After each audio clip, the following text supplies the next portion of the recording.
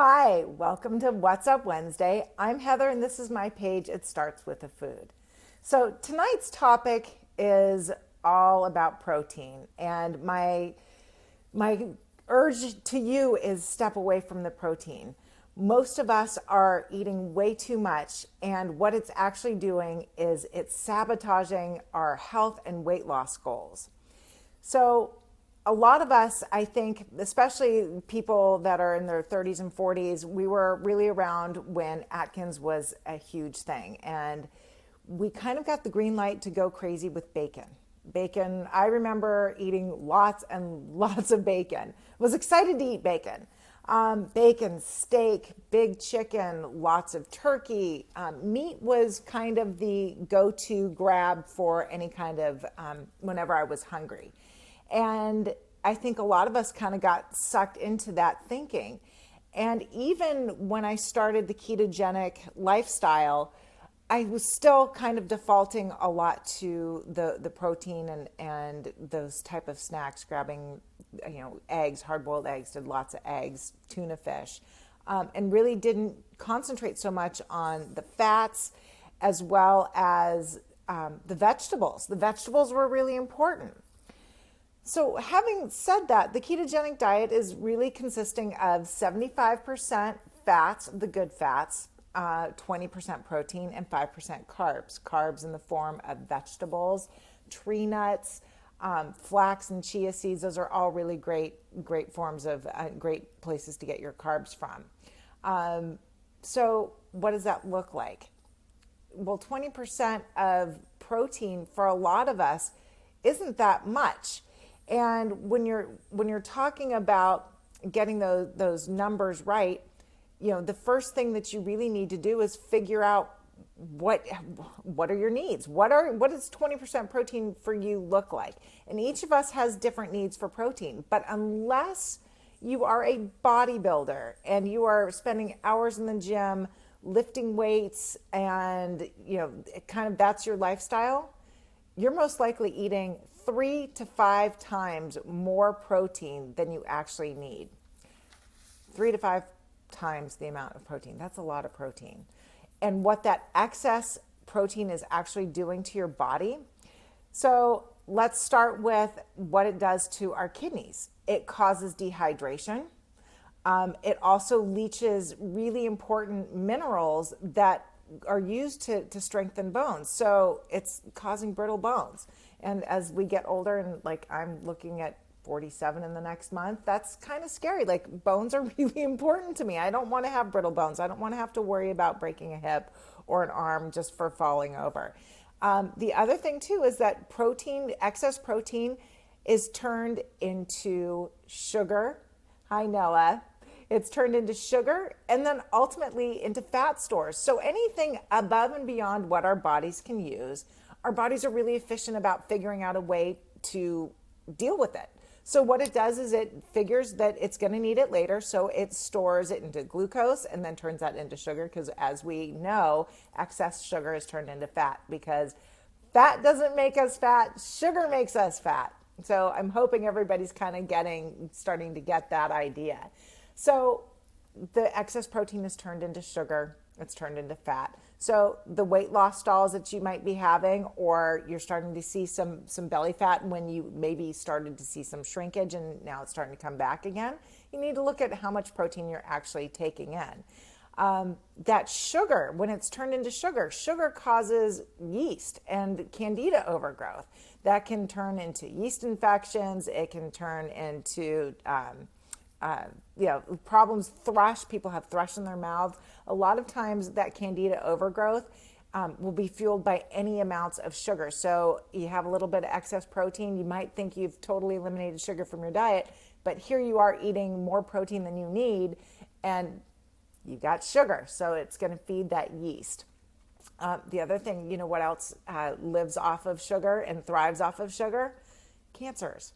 So again, here you are thinking you're eliminating this, you're going to be really healthy and you're going to prevent cancer growth, and you're having all this excess protein turn into sugar and feed those cancer cells. That's not great. So those are like some of the things that you really need to look at when you're looking at creating your meal plans and eating. How much do you need and how much are you really getting? So just to give you an idea of how much protein we really should be getting, somewhere between 40 and 70 grams of protein per day per person, and 70 being the upper limits, usually for larger males that are working out, not dedicating 3, 4, 5 hours in the gym, but just regular typical workout, late weightlifting, that sort of thing. 70 grams is on the higher end, 40 on the lower end, and most women fall between that 45 and 55 grams of protein. So that's not much. You know what? One chicken breast, a 6-ounce chicken breast, has 46 grams of protein. That's one cut. So 1 cup of chicken breast cut up. That's not that much. So if you're between that 45 and 55 limit, you have a chicken breast, and then you have an egg, which is 6 grams of protein. You're pretty much maxed out for the day. Not to mention that there's a lot of food that have protein in it that you might not think, like vegetables. A lot of vegetables have smaller amounts of protein. It's not going to be nearly the same as meats and eggs and that sort of thing, but they're still comparable, and it's in there, and it all counts. So being really aware of that, that's going to go a long way to kind of addressing that for you. One of the things that I help my clients figure out is what their needs are. What are you looking at when you're looking at trying to figure out where you fall in that range of 40 to 70 grams? How do you even start with that? So I direct my clients to BMI. I think it's BMI calculator, smartbmicalculator.com, all one word, smartbmicalculator.com. The BMI is body mass index. That's where you start. So for me, I went to the website, plugged in my numbers. It takes into account your height, takes into account your gender. It also takes into account your weight and age. So all of those things put together, it's not going to be as accurate as if you have a tool to actually figure it out. But this is it's a great way to kind of just have an overall idea. So for me, I plugged in, I'm 5'3". I put in 47 because for all intents and purposes, I'm 47. I'm obviously female, and I weigh 121 pounds. So by putting all that in, that gave me 21.4. So I just rounded that to 21. I'm rounding down because it's under 0.5. So for those of you that might not have been around math for a while, that's what we do, just to make it easy. You're going to subtract that number from 100. So 100 minus 21 gives me 79. I'm going to take that 79, divide it by 100, so that gives me 0.79.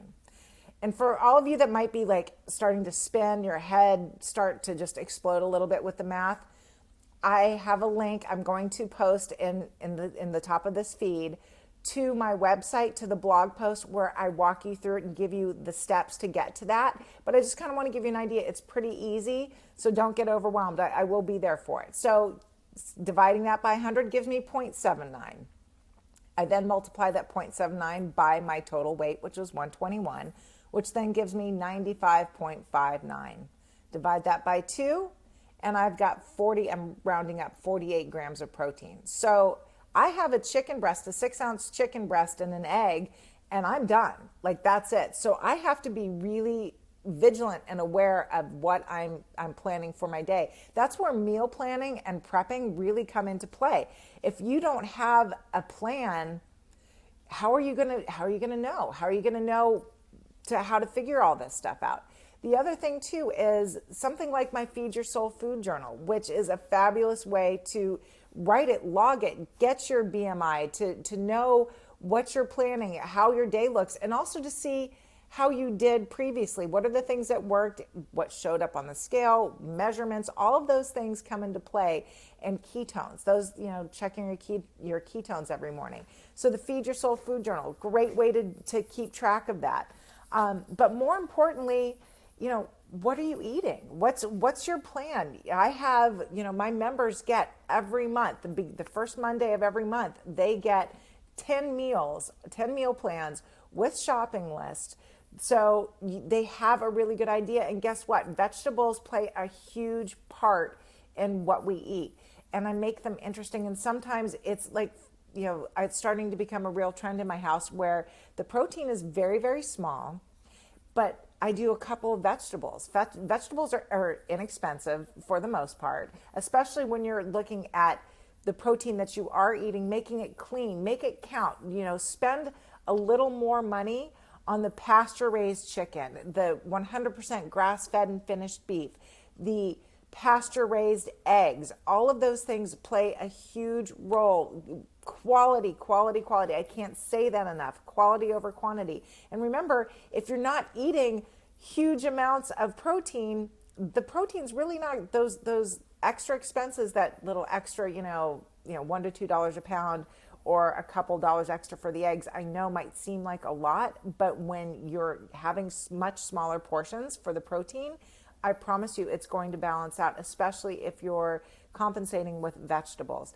And by the way, there are certain vegetables that I buy that are not organic. I do buy mostly organic, but there are the clean 15 that I tend to steer towards. And clean 15 are things like broccoli, asparagus, cauliflower. All of them have they give off natural pesticides, so nothing harmful. It's the natural way to keep bugs off of them. So I don't really have to worry about, getting something like that. Avocado, same thing. It's got a thick rind on it. I don't worry about pesticides for that.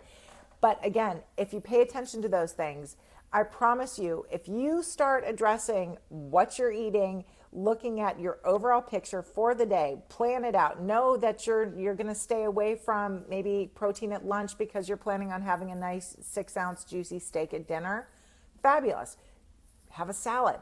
Have some avocado. Have some leftovers. There's different things that you can do to make up for it. So I urge you guys, step away from the protein. Look at what you really need. And if you need help figuring out what your protein needs are, reach out to me. I'm here. That's kind of what I do. I coach people.